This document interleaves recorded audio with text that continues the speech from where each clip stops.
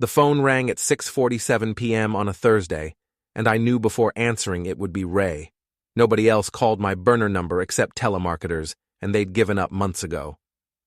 "Nicholas! My man!" Ray's voice boomed through the speaker, already slurred. Background noise suggested he was at some club, bass thumping like a diseased heart. "Heard you finally bought that lakefront palace. $2 million, right? Nice move for an old architect." I said nothing, let him talk. That was Ray's weakness. He couldn't stand silence. "So listen, we're already on the road. Me, Isabella, and about 12 of our closest friends. Should hit your place in like an hour, maybe 90 minutes if traffic's bad on Route 7. You got beds ready? Towels? We're gonna need slippers, good vodka, and definitely some steaks. Premium cuts, none of that grocery store garbage. We're staying 3 weeks, maybe a month if the vibe's right." My hand tightened around the phone. Through my front window, the lake stretched out like hammered silver in the dying light. I'd bought this place after 43 years of drawing buildings for other people, saving every spare dollar, living in a cramped apartment while my designs won awards. This was supposed to be mine. Just mine. "You still there, old man?" Ray laughed, that braying sound he probably thought was charming. "Don't worry, we won't trash the place too bad. Isabella's been posting about it all day. Her followers are going crazy. You're going to be internet famous." "How many people did you say?" I asked, keeping my voice neutral. 14 total. But hey, that's what you got all those rooms for, right? Plus, think of the exposure. I'll tag you in everything. My blog gets like 50,000 views a day now. This could really put your architecture firm back on the map. I'd retired 2 years ago. Ray knew this. But facts never stopped him from constructing whatever reality suited his narrative. "I'll see you when you get here," I said, and hung up. For a long moment, I stood at the window. A heron picked its way through the shallows, hunting, patient, methodical. I'd always admired herons. They understood that the best predators never rushed. I pulled out my other phone and dialed Reginald Mason. "Nick," he answered on the first ring. "What do you need?" "Remember that favor you owe me from the Riverside project?" Silence, then a low chuckle. "The one that saved your firm about 300,000 in overruns?" "Yeah, I remember." "What are you thinking?" "My son-in-law is coming to visit. I need to teach him something about respect." "Ray Turner, the blogger?" Reginald's tone shifted, interested now. "I've seen his stuff. All parties and champagne, right? Heavy on lifestyle content, light on actual substance." "That's him. He thinks he's going to turn my house into his personal studio for the next month." "And you're going to let him?" I watched the heron strike, coming up with a fish that flashed silver in its beak. "Oh, yes. I'm going to let him do exactly what he wants, and then I'm going to show him what happens when you mistake patience for weakness." Reginald laughed, genuinely this time. "Tell me what you need." They arrived at 8:23 p.m. in 3 vehicles, Ray's Mercedes SUV, Isabella's BMW, and a rented van that looked like it had seen better days. I watched from the porch as they spilled out, carrying Louis Vuitton luggage, coolers that undoubtedly held expensive alcohol, and enough electronic equipment to film a documentary. Ray bounded up the steps first, arms spread wide like he was greeting a long-lost brother instead of the father-in-law he'd ignored for the past 18 months. "Nicholas, look at this place!" He spun around, gesturing at the house, the lake, and the perfectly kept grounds. "This is exactly what I needed. The city was draining my creative energy, you know? Out here, we can really reconnect with nature and get some genuine content." Isabella followed, her heels clicking on the wooden steps. My daughter had her mother's eyes, but none of her substance. Where Elena had been sharp and purposeful, Isabella drifted through life like dandelion fluff, landing wherever the wind took her. "Hi, Daddy," she said, kissing my cheek. Her perfume cost more than most people's car payments. "The house looks amazing. You always did have great taste." Behind them, the 12 friends unloaded. I recognized a few faces from Isabella's social media, professional hangers-on who'd turned being decorative into a career. They moved through my front door like an invading force, exclaiming over the vaulted ceilings, the floor-to-ceiling windows, the custom furniture I'd spent months selecting. "Yo, Nicholas!" A kid who couldn't have been older than 25 grabbed my hand, pumping it enthusiastically. "I'm Trevor. Love your energy, man. Ray says you're cool with us being here." "Did he?" "Yeah, totally. He says you're retired now, so you probably get lonely out here. We're gonna liven things up for you." Ray appeared with 2 bottles of champagne. "Let's christen this place right. Nick, you got champagne flutes? Never mind, I see them." He was already moving toward my kitchen cabinets, pulling out the crystal glasses I'd inherited from my mother. I let them settle in. That was important. Let them feel comfortable, secure, like they owned the place. Ray assigned rooms with the authority of a cruise director, putting himself and Isabella in the master suite, despite my things still being in there. "You don't mind taking the guest room, right?" Ray asked, though it wasn't really a question. "We need the space for filming, and that view of the lake from the master is perfect for morning content." "Of course," I said. At 10:15 p.m., they opened the first bottle. By midnight, they'd gone through 8. The music started around 11:00 p.m., some pulsing electronic noise that made the windows vibrate. At 1:30 a.m., someone broke my mother's vase, a piece of Italian glass she'd bought on her honeymoon in Venice. Ray laughed it off. "Accidents happen, Nick. That's what insurance is for, right? Besides, it was kind of ugly. No offense, but your taste is a little dated. We'll get you something modern." I swept up the pieces while they danced in my living room. Each fragment of blue glass went into a bag, which I labeled and dated. Evidence. Always keep evidence. By 3 a.m., they'd passed out in various locations. Ray and Isabella in my bed, Trevor and 2 girls on the sectional sofa. Others scattered through the house like casualties after a battle. The music still played, though someone had at least turned it down. I walked through the house, cataloging the damage.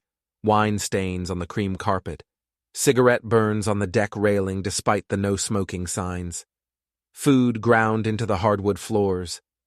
Someone had used my first edition Steinbeck as a coaster. In my temporary room, a converted office with a futon, I pulled out a notebook and began writing. Times, incidents, approximate costs. Then I opened my laptop and checked Ray's blog. He'd already posted. Videos of them arriving, exploring the house, toasting their amazing host, Nicholas Grant.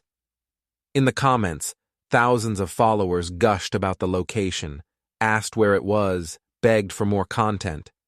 Ray had tagged the county, but not the specific address. Yet. That would come later, once he'd established this as his temporary kingdom. I scrolled through Ray's previous posts. Party after party, club after club, exotic locations where he and Isabella posed with drinks and sunglasses, and the vacant smiles of people who'd never questioned anything in their lives. His bio claimed he was an entrepreneur and lifestyle consultant. In reality, he lived off Isabella's trust fund, money I'd set up for her future, not for financing Ray's permanent adolescence. Comments on his posts were universally positive. Ray had cultivated an audience of wannabes and sycophants, people who saw his life as aspirational. Nobody questioned where the money came from. Nobody asked what he actually did. The illusion was enough. I pulled up Reginald's contact information and started typing. Phase 1 complete. They're here and behaving exactly as expected. Ready for Phase 2? His response came within minutes. Property documents are ready. I'll have them couriered tomorrow. This is going to be fun. I smiled, closed the laptop, and tried to sleep over the sound of snoring and the distant pulse of music that nobody had bothered to turn off. Morning came with the smell of burnt coffee and loud voices. I found Ray in my kitchen at 11 a.m., filming himself making breakfast. "So, the secret to perfect eggs is really all about the heat, guys," he was saying to his phone, positioned on a tripod. "You want that medium-low temperature, lots of butter. Nicholas keeps the good stuff here, French butter, like 82% fat. That's what gives you that restaurant quality. He hadn't noticed me yet. I watched him work, cracking eggs with one hand, narrating every move like he was teaching brain surgery instead of scrambling eggs. When he plated the food, he spent 5 minutes adjusting the lighting, the angle, the placement of the fork. "Perfect," he said finally, posting the video. Then he dumped the eggs in the trash and pulled out a protein bar. Can't actually eat that. Carbs, you know. "Morning," I said. He jumped. "Nick, didn't see you there. Sleep okay? Sorry about the noise last night. We got a little carried away with the celebration." I noticed. "Yeah, well, you only live once, right?" He opened my refrigerator, peering inside. "You got any almond milk? Dairy makes me bloated." "Regular milk only." "Damn! Guess I'll suffer through it." He poured himself a glass, made a face, and set it down without drinking. "So listen, I've been thinking. This place has serious potential. With the right content strategy, we could really blow up. I'm talking sponsorship deals, maybe even a reality show. Discovery's been reaching out to me about doing something in the lifestyle space." "Is that right?" "Absolutely. They love my authenticity." He said this without irony. "But here's the thing. We need to make some changes. That furniture in the living room? Too traditional. We need something more modern, more photogenic. White leather, maybe some of those hanging egg chairs. And the decorations definitely gotta go. No offense, but it looks like a museum in here." I poured myself coffee from the pot Ray had burned. "This is my home." "Right, totally, I get that. But you're retired, so you're not really using it for anything important. Why not let it serve a bigger purpose? We could make this place iconic. People would come here just to see where we filmed." "I bought this house to be alone." Ray laughed. "Alone? Nick, you're 65 years old. You should be around people, enjoying life. All this isolation isn't healthy. Isabella worries about you, you know. She thinks you're depressed." Isabella emerged from the master bedroom at that moment, wearing one of my bathrobes. Her hair was tangled, her makeup from the night before smeared under her eyes. "Morning, Daddy," she mumbled, heading straight for the coffee. "Your father says he wants to be alone," Ray said, his tone suggesting I'd said something offensive. "I'm trying to explain that isolation at his age is dangerous." Isabella shrugged. "He's always been antisocial. Mom used to complain about it." This was false. Elena had loved our quiet evenings, the way we could sit together reading without needing to fill silence with chatter. But I said nothing. Arguments at this stage would be counterproductive. "I'm going fishing," I announced. "Fishing?" Ray's face lit up. "That's perfect. I'll come with you, film it. My audience loves outdoor content. Very authentic, very real." "I fish alone." "Come on, Nick, don't be like that." He was already moving toward the door. "This could be great content. A day on the lake with my father-in-law. Very wholesome, very family-oriented. My sponsors love that stuff." I considered refusing, then reconsidered. Let him come. Let him see what he wanted to see, film what he wanted to film. It would all be useful later. "Fine," I said. "But we leave now, and you don't talk while we're on the water. Fish can hear." "Deal." 20 minutes later, we were in my boat, a simple aluminum craft with an outboard motor. Ray had brought 3 cameras, one handheld, one mounted on his chest, one on a pole for overhead shots. He filmed everything: the lake, the trees, me setting up the rods, himself looking contemplative. "This is amazing," he stage whispered to his chest camera. "Just 2 guys, nature, and the open water. This is what life's really about, you know?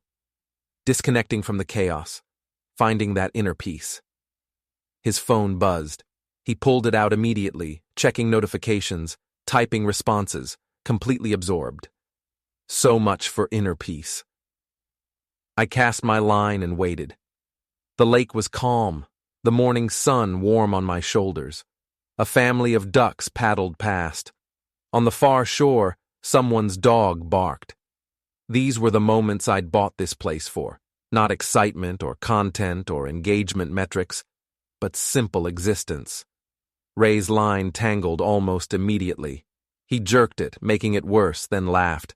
"See, this is what happens when you're not a fishing expert," he said to his camera. "Nick, help me out here." I pulled in my line, moved over, and began untangling his mess. It took 10 minutes. The monofilament was wound around itself in ways that suggested he'd been deliberately trying to create knots. "How often do you do this?" I asked. "Fish? Oh man, all the time. I love fishing. So peaceful." "When was the last time?" He thought about it. Probably when I was a kid. My dad took me once or twice. Didn't catch anything, but it was fun. So never, as an adult. I finished untangling his line and cast it for him.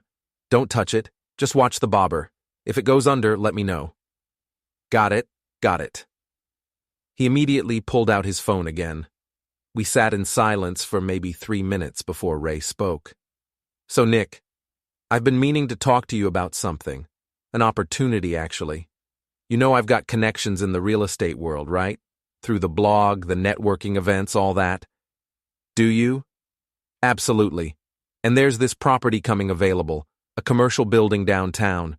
The owner wants to sell fast, needs cash. It's worth maybe $2 million, but he'll take 1.3 because of the timeline. That's $700,000 in instant equity." I kept my eyes on my bobber. "Sounds too good to be true." "That's what I thought at first, but I've had my people look at it and it's legit.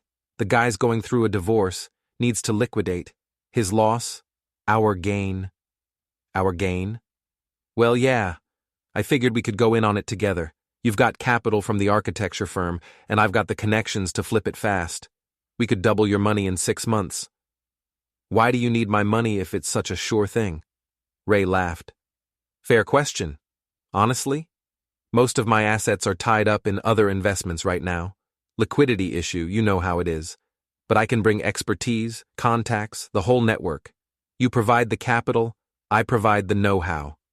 50-50 split on profits." I reeled in my line slowly, checked the bait, cast again. "Let me think about it." "Absolutely, absolutely. No pressure. I just figured you're retired, sitting on all this cash. Might as well make it work for you, right? Otherwise it's just losing value to inflation." My bobber dipped. I jerked the rod, felt weight, began reeling. The fish fought, bending the rod, cutting left and right in the water. Ray scrambled for his camera, filming as I brought in a largemouth bass, maybe 3 pounds, its scales flashing green and silver. "That's incredible!" Ray shouted. "Did you see that, guys? Nicholas just caught a monster. This is exactly what I'm talking about. Getting back to basics, real experiences, authentic living." I removed the hook, measured the fish against the ruler on the boat's side, and released it. The bass disappeared into the dark water with a flick of its tail. "Why'd you let it go?" Ray asked, confused. "Catch and release. It's not about keeping them." "But wouldn't you want to mount it or something? Proof of the catch?" "The catch isn't the point." He stared at me like I'd spoken a foreign language, then shrugged and went back to his phone. "Whatever works for you, I guess." We stayed on the water another hour. I caught 2 more bass and a small pike. Ray caught nothing, mainly because he never paid attention to his line. Finally, as the sun climbed higher and the fish stopped biting, we headed back. As we loaded the boat, Ray put his hand on my shoulder. "Think about that property deal, okay? It's a limited-time thing. Owner wants an answer by next week." "I'll think about it," I promised. That afternoon, while Ray and his friends took over the house for what he called a content creation session, I drove into town and met Reginald at a coffee shop on Main Street. "He took the bait," I said, ordering an espresso. Reginald smiled. "Already? That was fast. What did he pitch?"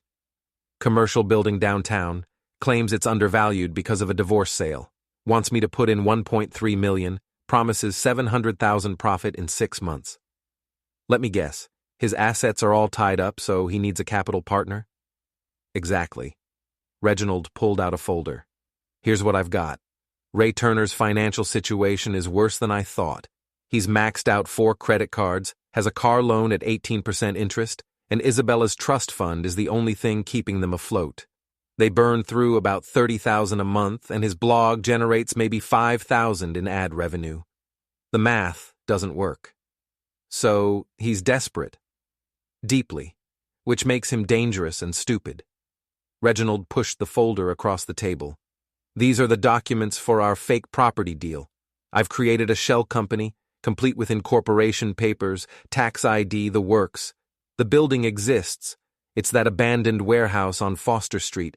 I bought it last year for back taxes, planning to develop it eventually. I opened the folder, scanning the documents. They looked official, complete with deed transfers, appraisal reports, and financial projections. We'll let him think he's found an investor, Reginald continued. You play the skeptical but interested buyer. I'll be the third party, the neutral expert confirming everything. He'll push hard because he's desperate, and then I catch him, I finished. Exactly. But Nick, you need to be careful. If he gets suspicious, if he thinks for even a second that this is a setup, he'll bolt. Ray's not smart, but he has survival instincts. I understand. Reginald leaned back, studying me. You know, most people would just kick him out. Change the locks, call the cops if necessary. Why go through all this? Because kicking him out doesn't teach him anything. He'd just find another person to use, another situation to exploit. This way, he learns what happens when you underestimate people. And Isabella? I thought about my daughter, about the bright little girl who'd turned into this shallow woman who valued appearance over substance. Isabella made her choices. She'll live with the consequences. We finished our coffee, going over the details. Reginald would pose as a real estate agent representing the seller. I would act as the anxious investor, asking plenty of questions and expressing doubt. Ray would sense an opportunity and press harder. And when he pressed enough, when he had invested so much into the lie that he couldn't back out, I would spring the trap. One more thing, Reginald said as we stood to leave. What happens after, when this is all over, when Ray's exposed and humiliated? What then? Then I go fishing, I said. The next 3 days followed a pattern. Ray and his crew would wake around noon, film content until dinner, party until dawn. They ordered food constantly, charging everything to their credit cards and expecting me to cover the delivery fees. They swam in the lake, leaving trash and empty bottles along the shore. They broke things, a lamp, a chair, the railing on the deck, and laughed off each incident as an accident. Ray filmed everything, narrating their lives like it was a documentary. Check out this sick view, he'd say, panning across my property. This is what success looks like, guys. This is what you work for. Except he hadn't worked for any of it. I had. On day 4, Ray cornered me in the kitchen. So I talked to my guy about that property, he said. He's getting nervous. Says he has 2 other buyers interested. We need to move fast if we want this. I'd like to see the building first. Ray's face tightened, just for a second. Absolutely. But here's the thing. My contact wants to keep this quiet. The fewer people who know it's available, the better our negotiating position. If word gets out, the price goes up. Then how did you hear about it? Private network. I've got connections most people don't have access to. He pulled out his phone, showing me photos of the warehouse on Foster Street. Look at this space. Prime location, solid bones, ready for development. We could flip this to a tech company or convert it to luxury lofts. Either way, we double our money. The photos were good. Reginald had hired a professional photographer to make the place look viable. In reality, the building needed about $3 million in renovations before anyone could use it for anything other than storing pigeons. I need to speak with the seller, I said. Can't do that. Part of the deal.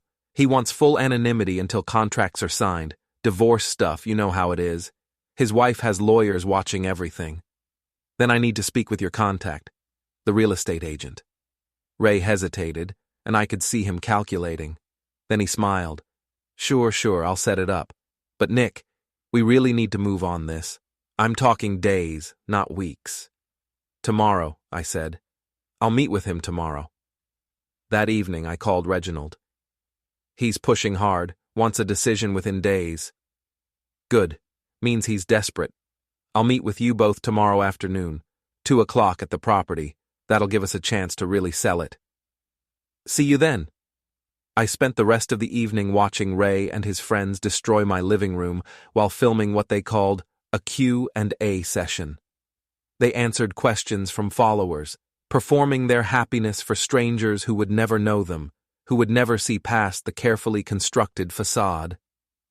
At one point, someone asked Ray how he'd become so successful. Honestly? Ray leaned back, drink in hand, the picture of casual confidence. It's about taking risks. Too many people play it safe, and that's why they stay ordinary. Me? I see an opportunity, I grab it. I don't wait for permission or approval. That's the difference between winners and everyone else. The comments flooded in, praising his wisdom, asking for advice, treating him like some kind of guru. And Ray soaked it all in, thriving on their validation like a plant absorbing sunlight. Isabella sat beside him, smiling that empty smile, adding nothing to the conversation but her presence. At one point, she caught my eye, and something flickered there, maybe guilt, maybe awareness. But it passed quickly, buried under another layer of manufactured contentment. Around midnight, I retreated to my temporary room and pulled up Ray's financial records. Reginald had gotten them from a private investigator. Perfectly legal, all public information, just organized in ways most people never bothered to check. The picture was grim. Ray had debts everywhere. Student loans from a college he'd dropped out of, medical bills from a skiing accident where he'd broken his leg showing off for the camera, legal fees from when he'd tried to sue a club that threw him out for starting a fight, and through it all, a steady stream of charges, clubs, restaurants, clothes, trips, everything necessary to maintain the illusion of wealth. Isabella's trust fund deposited $15,000 monthly. Every penny was gone within a week. I made notes, cross-referenced dates with Ray's blog posts. Every major expenditure corresponded with content. The trip to Miami? Maxed out another credit card. The new Mercedes? Lease he could barely afford, already 2 payments behind. Even the Louis Vuitton luggage was rented from a luxury rental service. Everything was fake, every single thing, and nobody knew except Ray, Isabella, and now me. I closed the laptop and tried to sleep, but the music from downstairs made it impossible. Around 2 a.m., someone dove into the pool I didn't have. I heard the splash, followed by screaming and laughter. They'd jumped into the lake, fully clothed in the dark. Idiots. They were lucky they hadn't hit rocks. At 3:30 a.m., someone knocked on my door. "Nick, you awake?" Ray's voice slurred. I didn't answer. "Nick, I know you're in there. Come on, man. Let's talk." Silence. "Fine. Whatever. We'll talk tomorrow." His footsteps retreated down the hall. I lay in the dark, listening to my house groan under the weight of unwanted guests, and thought about tomorrow. Tomorrow, Ray would walk into my trap thinking he was the predator. Tomorrow, he would realize who'd been hunting whom all along. Tomorrow, everything would change. Reginald met us at the warehouse at exactly 2 p.m. He looked the part, expensive suit, leather briefcase, the air of someone who handled million-dollar deals before breakfast.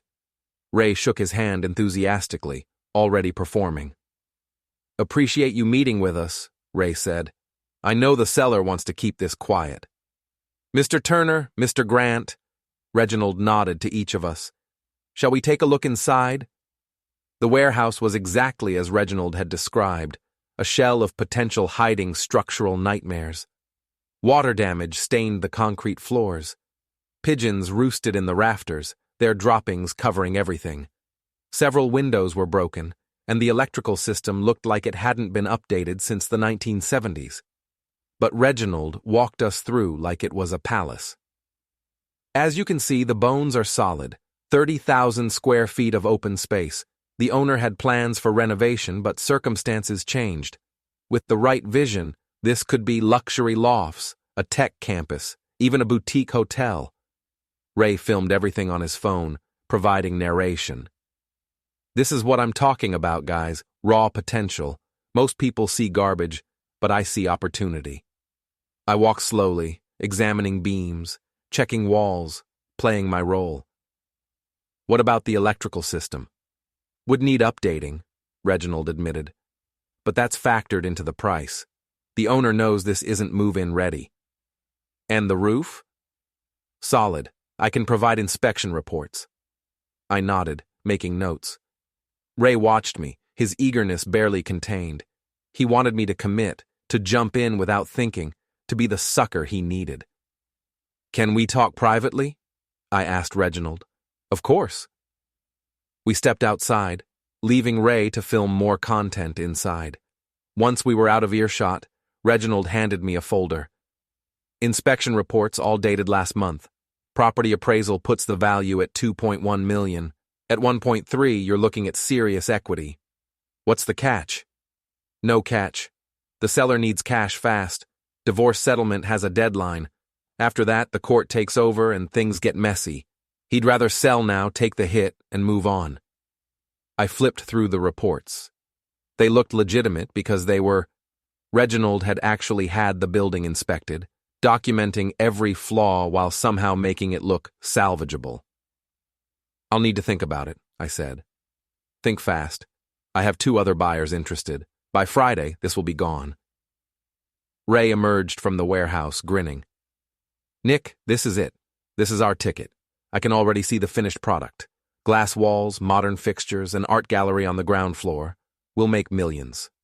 Maybe, I said. His grin faltered. Maybe? Nick, this is a sure thing.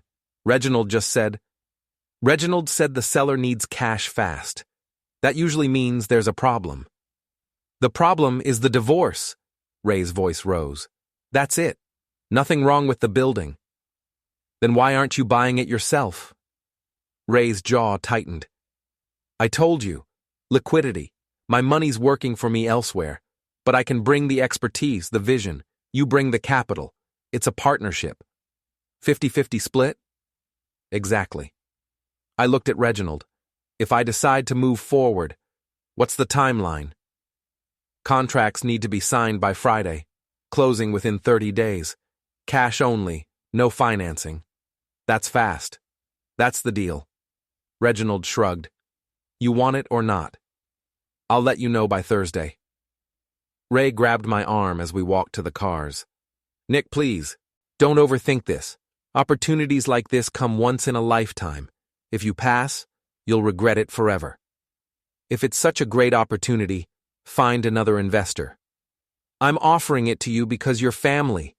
Isabella wants this for us, wants us working together. Don't you want that? I want to make a smart investment. That requires thinking. I drove away, leaving Ray standing in the parking lot, frustration written across his face. In my rearview mirror, I saw him kick a tire, then pull out his phone, probably calling Isabella, complaining about how difficult I was being. That evening, back at the house, the party was especially loud. Ray had invited more people, friends of friends, strangers who'd heard about the location through social media. My living room was packed with bodies, all of them young, all of them drunk or getting there. I found Isabella in the kitchen, pouring vodka into a crystal tumbler. Having fun? I asked. She jumped. God, Dad, you scared me. Sorry, just wondering if you're enjoying yourself. Of course. But her eyes said otherwise. She looked tired, older than her 36 years. Why wouldn't I be? No reason. Just seems like a lot of work, all these people, all this chaos. It's Ray's thing, the networking, the content creation. It's important for the brand. What brand? She blinked. Ray's brand, the lifestyle stuff. And what's your brand? She trailed off, staring into her drink. I don't know. Isabella, are you happy? What kind of question is that? A simple one. She laughed, but there was no humor in it. Nobody's happy, Dad. They're just better at pretending than others. Your mother was happy. Mom's gone. The words hung between us, sharp and final. Elena had been gone for 5 years, cancer taking her in 6 brutal months. Isabella hadn't cried at the funeral, hadn't cried after. She'd just gotten quieter, smaller, until Ray came along with his noise and his parties and his promises of a life where feeling nothing was a virtue. Ray asked me to invest in a property deal, I said. Isabella's face changed, became guarded. He mentioned that. Are you going to do it? Should I? I don't know. That's your decision. But you think it's a good opportunity? She set down her drink. Dad, I don't know anything about real estate. That's your area. Ray thinks it's a sure thing. Ray thinks everything's a sure thing. She picked up the drink again, drained it, poured another. That's how he is. Confident. Some people find that attractive. Do you? I married him, didn't I? That's not an answer. She looked at me then, really looked, and I saw my little girl in there somewhere, buried under makeup and cynicism and the weight of choices she couldn't undo. Do the deal or don't, she said finally. But don't do it for me. Don't do anything for me. I'm fine. She walked away, back to the party, back to Ray and his friends and the cameras that were always recording. I stood alone in my kitchen, surrounded by strangers in my house, and felt something close to sadness. Not for what Isabella had become, but for what she'd given up becoming. That night, I called Reginald from my car, parked down the road where nobody could hear. He's panicking, I said, pushing hard. Good. Thursday, you tell him you're in. We'll draw up fake contracts, make it look official. He'll think he's won. And then? Then we show him what winning really costs. Thursday morning, I told Ray I was in. His face lit up like Christmas morning. Seriously? You're doing it? 1.3 million, 50-50 split on profits. But I want everything in writing. Contracts, partnership agreements, all of it. Absolutely. I'll call Reginald right now, get the paperwork started. He grabbed his phone, fingers flying. Then he looked up. Nick, you won't regret this. This is going to change everything. I hope so. He laughed, that braying sound that set my teeth on edge, and pulled me into a hug. I stood rigid, arms at my sides, counting seconds until he released me. We need to celebrate, he announced to the house. Nicholas just joined our investment team. This calls for champagne. More bottles appeared. More people materialized from somewhere. The party, which had barely stopped since they arrived, kicked into higher gear. Ray filmed everything, documenting what he called a historic moment in the Turner family empire. I excused myself and drove back to town, meeting Reginald at his office. Contracts are ready, he said, spreading documents across his desk. Partnership agreement, purchase contract, all the standard paperwork. Looks completely legitimate because technically it is. We're just using a worthless property as collateral. I scanned the documents. Everything appeared professional, binding, real. When do we close? Next Friday. That gives Ray exactly 1 week to feel like he's won. 1 week to brag, to plan, to imagine his future as a successful businessman. And then the floor drops out. Reginald leaned back in his chair. You know, I've been in real estate 30 years. I've seen every scam, every con, every way people try to cheat each other. But this is different. You're not stealing from him. You're just letting him steal from himself. Is it wrong? Wrong? He considered. Maybe. But sometimes wrong in service of teaching someone a lesson is less wrong than letting them keep hurting people. We signed the documents. I wrote a check for $1.3 million, money that would never actually be deposited, just held as proof of intent. Reginald provided receipts, copies, everything Ray would need to believe the deal was real. One more thing, I said. His blog. Can we access it? His password's probably his name and birthday, knowing him. Why? Because when this falls apart, I want the world to see why. I want his followers to understand who they've been idolizing. Reginald smiled. You're meaner than you look, Nick. I'm exactly as mean as I need to be. Back at the house, Ray had gathered everyone in the living room for an announcement.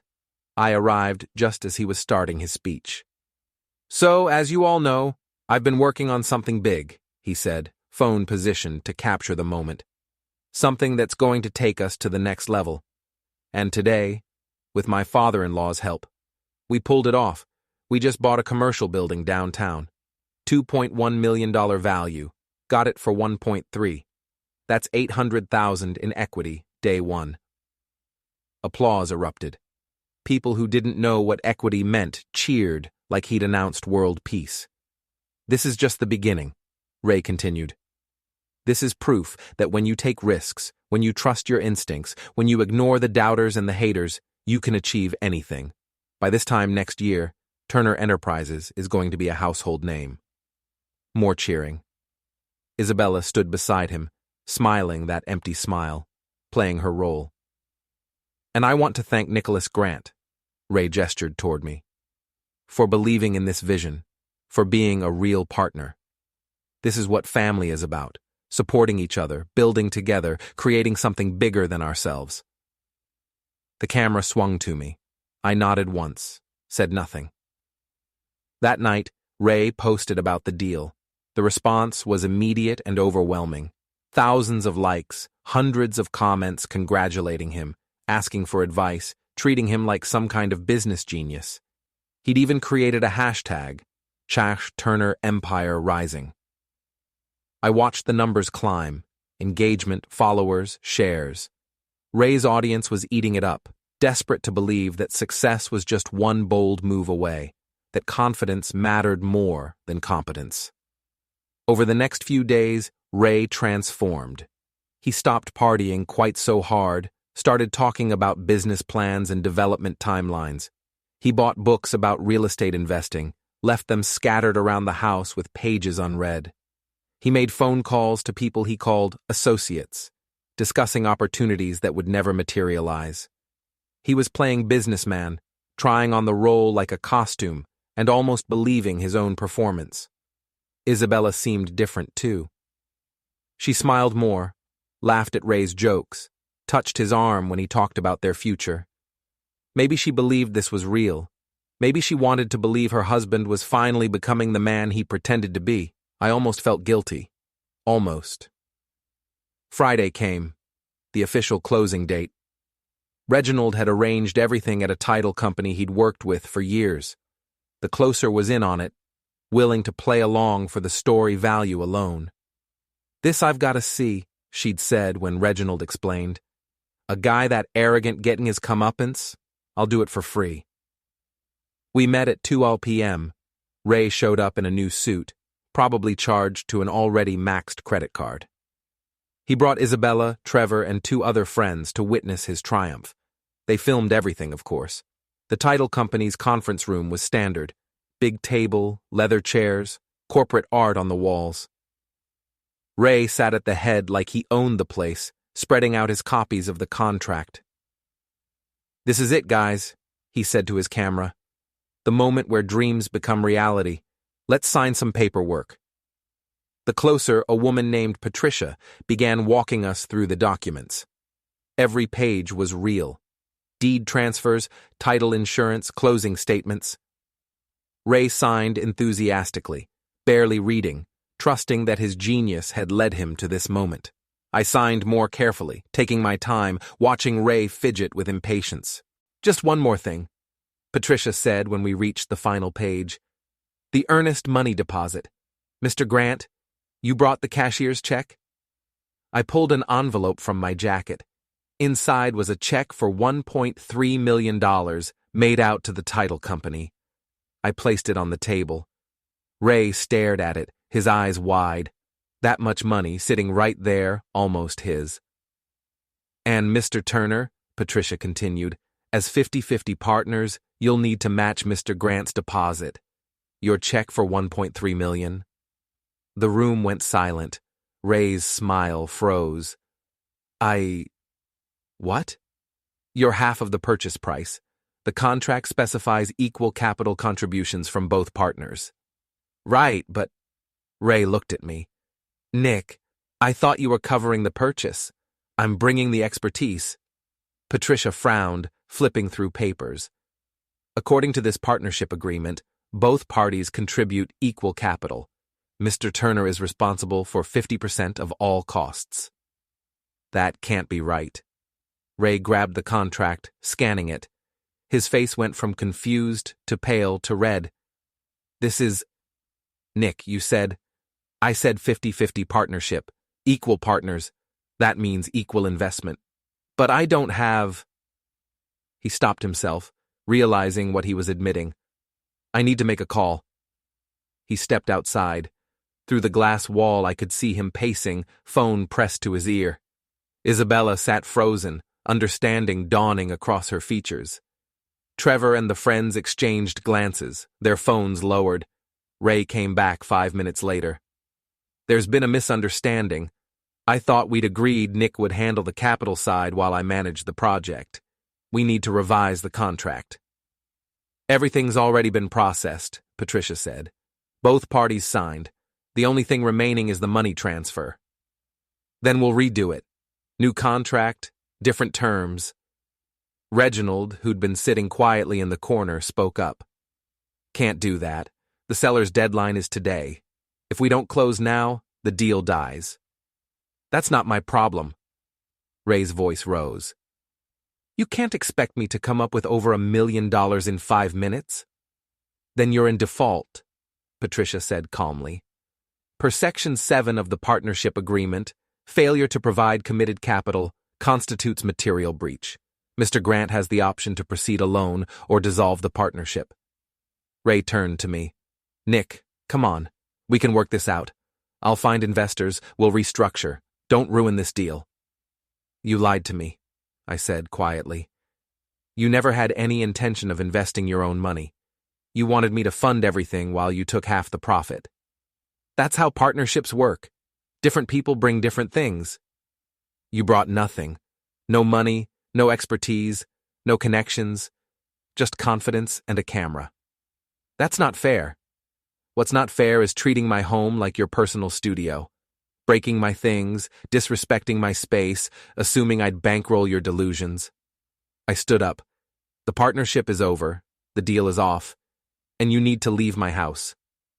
Ray's face went through several emotions: shock, anger, fear, calculation. He settled on indignation. Fine. Keep your stupid deal. Isabella and I don't need you or your money. We've got other opportunities, bigger opportunities. This was small time anyway. He stormed toward the door, his friends trailing behind. Isabella remained seated, staring at the table. He didn't have the money, she said softly. He never had it. No. You knew that. Yes. She looked up at me, and her eyes were wet. Why? Why go through all this? Because people like Ray never learn unless you make them learn. He's been skating by on charm and other people's money his entire life. Someone needed to show him consequences. And me? What about me? I softened my voice. You can stay if you want. The house has room. She shook her head. I made my choice. I have to live with it. She stood, walked to the door, paused. For what it's worth, I'm sorry. About everything. About Ray, about the disrespect. You deserved better from us. Yes, I did. She left. I sat back down, suddenly exhausted. That was brutal, Patricia said, breaking character. But satisfying to watch. You really keeping the house? Every square inch. Reginald collected the papers. He's going to be angry when he realizes this was all staged. Let him be angry. Anger might teach him what shame couldn't. I drove home slowly, taking the long way around the lake. The sun was setting, painting the water gold and orange. A perfect evening. When I arrived, the house was in chaos. Ray and his crew were loading their vehicles, throwing suitcases and equipment into trunks. Someone had spray-painted "Scammer" across my front door in bright red letters. Ray saw me and stalked over, his face twisted with rage. You think you're so smart? You think you won? I've got lawyers, Nick. I'm going to sue you for fraud, for emotional distress, for everything. You'll be in court for years. Sue me for what? You signed a contract you didn't read. That's not fraud, that's stupidity. You set me up. I offered you a 50-50 partnership. You assumed that meant I'd pay for everything while you coasted. That assumption was yours, not mine. Trevor and another guy started walking toward us, their faces ugly with anger. Ray held up a hand, stopping them. You're a bitter old man, Ray spat. Alone, miserable, jealous of people actually living their lives. That's why you did this, not to teach me anything, but because you can't stand seeing someone happy. If you're so happy, why do you need my house, my money, my approval? Ray had no answer for that. His jaw worked, but no words came out. I've documented everything, I said calmly. Every broken item, every stain, every bit of damage. I've got timestamps, photos, videos. Your own blog posts show you treating my property like a playground. If you want to sue me, go ahead. But I'll countersue for damages, and I'll win. You can't prove... You filmed it all yourself, Ray. You posted it online for 50,000 people to see. You documented your own disrespect. His face went pale. Behind him, Isabella was crying silently, tears running down her face as she loaded bags into her BMW. Get off my property, I said. All of you. Now. Ray opened his mouth, closed it, opened it again. No words came. He turned and walked back to his Mercedes, shoulders hunched. 20 minutes later, they were gone. 3 vehicles disappearing down the driveway, leaving behind trash, damage, and the acrid smell of spray paint. I stood alone in front of my house, looking at the graffiti on my door. The word scammer dripped slightly where the paint had been too thick. Amateur work. Angry work. I pulled out my phone and took a photo. Then I opened Ray's blog. His last post about the business deal already had thousands of comments, but the tone was shifting. People were asking questions. Where was the property? What was the building's address? Could Ray show proof of purchase? Ray hadn't answered. The questions multiplied. I created an anonymous account and posted a comment. The deal fell through when Ray Turner couldn't produce his share of the investment. He never had any money to invest. His entire lifestyle is funded by his wife's trust fund, which he burns through at $30,000 per month. I included screenshots from public records, the credit card judgments, the car loan in default, the lawsuit from the nightclub, all public information, all easily verifiable. Within minutes, other people started corroborating. Former friends who'd been burned by Ray's schemes, business associates who'd lost money trusting him, ex-girlfriends who'd paid for everything while Ray filmed content. The comments section became an avalanche of truth. Ray's carefully constructed image began to crumble in real time. His follower count started dropping, slowly at first, then faster. People were unfollowing, unsubscribing, leaving angry messages about feeling deceived. Someone found his rental agreements for the Louis Vuitton luggage. Someone else discovered that the Mercedes was 3 months behind on payments. A former roommate posted about how Ray had skipped out on rent, leaving him to cover 6 months of back payments. The facade collapsed. Every lie exposed, every shortcut revealed, every borrowed dollar accounted for. I watched it happen from my porch, drink in hand, as the sun finished setting over the lake. The water turned from gold to silver to black. Stars emerged overhead, more visible out here than they'd ever been in the city. Around 10 p.m., Ray's blog went dark. He deleted everything: posts, photos, videos, comments. All of it gone in an attempt to erase the evidence. But the internet never forgets. People had screenshots, archived pages, downloaded videos. The truth, once released, couldn't be recaptured. My phone buzzed with a text from Reginald. You see what's happening? I'm watching it now, I typed back. Brutal, but deserved. Yes. I set down the phone and walked through my house, surveying the damage by lamplight. The spray paint would need professional removal. The carpet was beyond saving. Several pieces of furniture would need replacing. The cost would probably run $20,000, maybe more. But the house was mine again. Truly mine. The invaders were gone. The siege lifted. In my temporary room, I found a note tucked under the pillow. Isabella's handwriting, shaky and rushed. Dad, I'm sorry. For everything. For bringing him into your life. For not seeing what he was. For choosing him over you. I don't know how to fix this. I don't know if I can. But I'm going to try. I love you. Bella. She hadn't signed her name that way since she was 8 years old.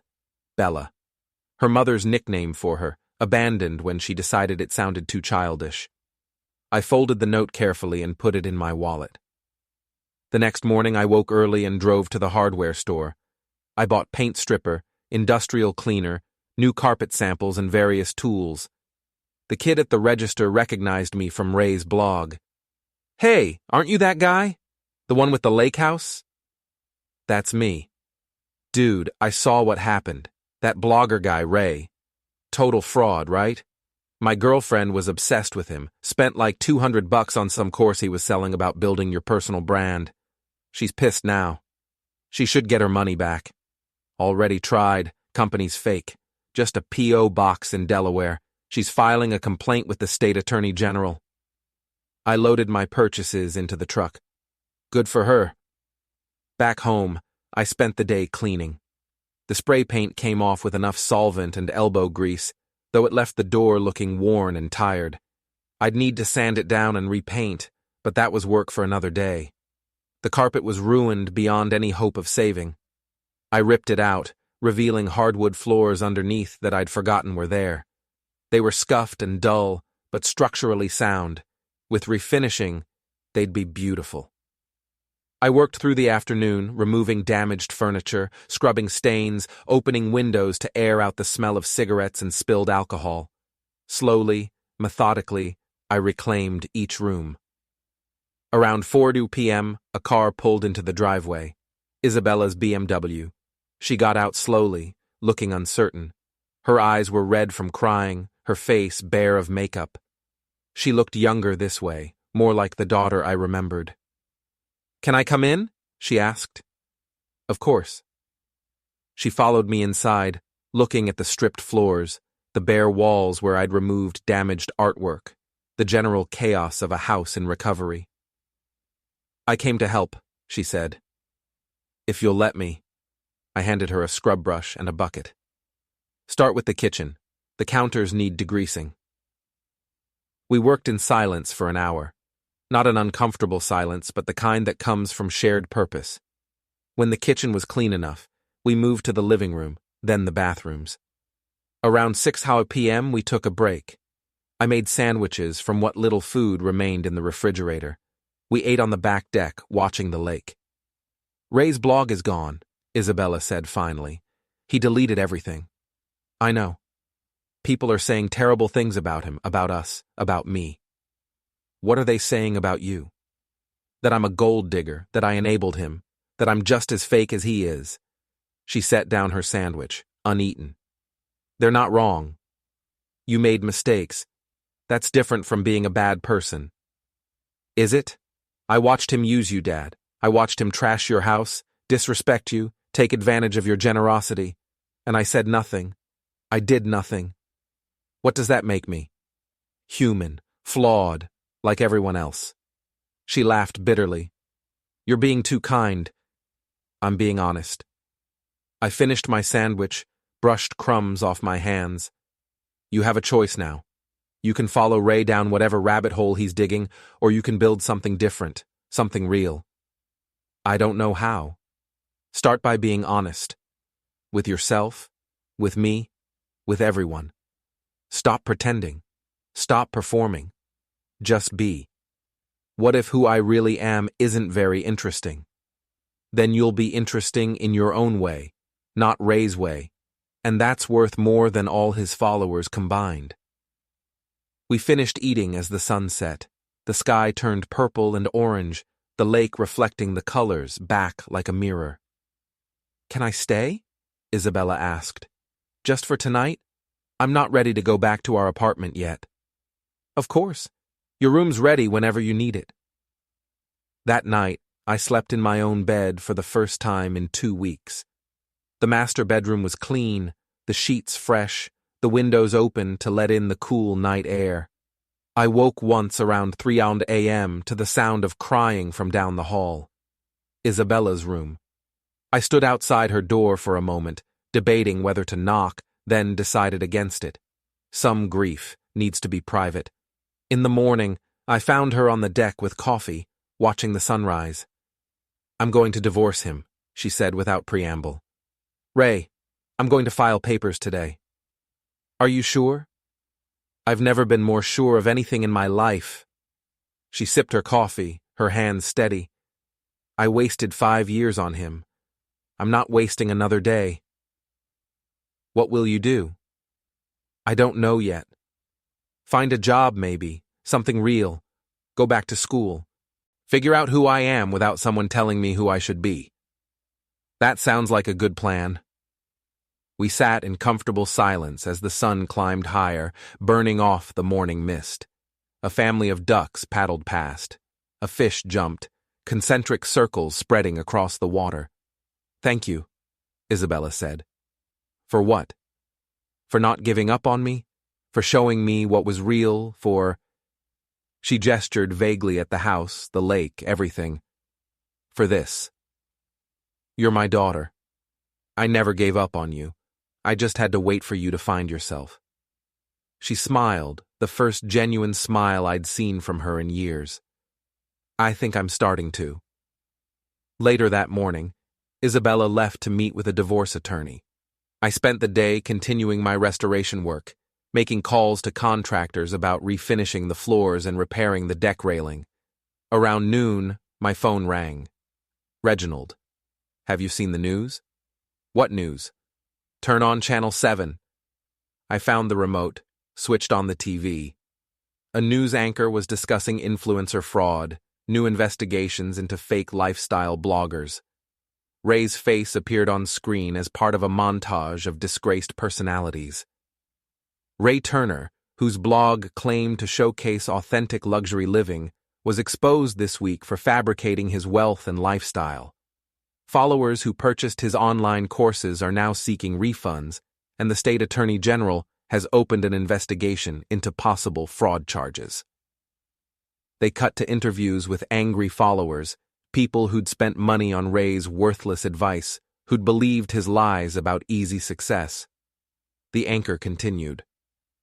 "Turner has not responded to requests for comment and has deleted all his social media accounts. His current whereabouts are unknown." I turned off the TV. My phone buzzed with a text from Isabella. "Are you watching this?" "Just saw it," I typed back. "How do you feel?" I thought about it. How did I feel? Not triumphant, not satisfied, just tired. Tired of Ray, tired of the drama, tired of everything except the simple peace of my house by the lake. "Ready for it to be over," I sent back. "Me too." That afternoon, while working on stripping old varnish from the deck, I heard footsteps on the gravel driveway. I turned, expecting Isabella, but found Ray instead. He looked terrible. His expensive clothes were rumpled, his face unshaven, his eyes red and wild. He'd lost weight in just 2 days, or maybe it was just the absence of his usual swagger that made him seem smaller. "We need to talk," he said. I set down my scraper and stood slowly, deliberately non-threatening. "About what?" "About fixing this. About making things right." "There's nothing to fix, Ray. You made your choices." "You destroyed me." His voice cracked. "Everything I built, everything I worked for, you took it all away." "I took nothing. I just stopped giving you what wasn't yours to take." He stepped closer, fists clenched. "My blog is gone. My followers are gone. Isabella's leaving me. I've got nothing left. You never had anything. That was the problem. I had a future, I had prospects, I was building something. You were building a lie. It was always going to collapse. I just accelerated the timeline. Why? The anger drained from his face, replaced by something that might have been genuine confusion.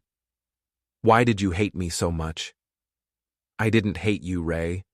I didn't feel anything about you at all. You were just a problem that needed solving. A problem? He laughed, a broken sound. That's what I am to you? A problem? You came into my house uninvited. You broke my things, disrespected my space, and assumed I'd bankroll your fantasies. What else would you call that? I called it family. I called it partnership. He ran his hands through his hair, pulling at it. Isabella loves me. We have a life together. You can't just take that away. Isabella's making her own choices now. That has nothing to do with me. She's filing for divorce. Did you know that? She called me this morning, told me it was over, because of you, because you poisoned her against me. I didn't have to poison her against you. You did that yourself. Ray's face cycled through emotions: rage, desperation, grief, calculation, finally settling on a kind of desperate bargaining. What if I apologize? What if I make things right? I could pay for the damages, replace everything we broke. We could start over, do this the right way. With what money, Ray? You don't have anything. I'll get it. I'll work, I'll save. I'll prove to you that I'm not who you think I am. You're exactly who I think you are, and that's why this is over. He stared at me for a long moment, and I saw the exact second he gave up. His shoulders slumped, his face went slack, and something fundamental broke behind his eyes. I hope you're happy, he said quietly. I hope destroying me was worth it. This isn't about happiness, Ray. This is about consequences. You spent your whole life avoiding them. Now you're learning what they feel like. I'll make you pay for this. Somehow, someday, I'll make you pay. No, you won't. You'll move on to the next mark, the next scheme, the next person stupid enough to believe your act. And maybe you'll learn something from this, but probably not. People like you never do. Ray turned and walked back to his car. He moved like an old man, shuffling and defeated. He got in, started the engine, then sat there for a long moment just staring at the steering wheel. Finally, he drove away. I watched until his car disappeared around the bend, then returned to my work. The varnish came off in long strips, revealing clean wood underneath. With sanding and a new coat of sealant, the deck would look better than it had in years. My phone buzzed. Isabella. Ray just called me. He's really upset. He was just here. I typed back. What happened? Nothing. He wanted to fix things. I told him there was nothing to fix. A long pause. Then, is it wrong that I don't feel bad for him? No. That's called clarity. It feels like relief. Then that's what it is. Ray was gone. Isabella was finding herself. The house was healing. For the first time in weeks, I felt at peace. I stood at the deck railing, looking out at the dark water, and allowed myself a small smile. Not of triumph or vindication, but simple satisfaction. I'd done what needed doing. The rest would take care of itself.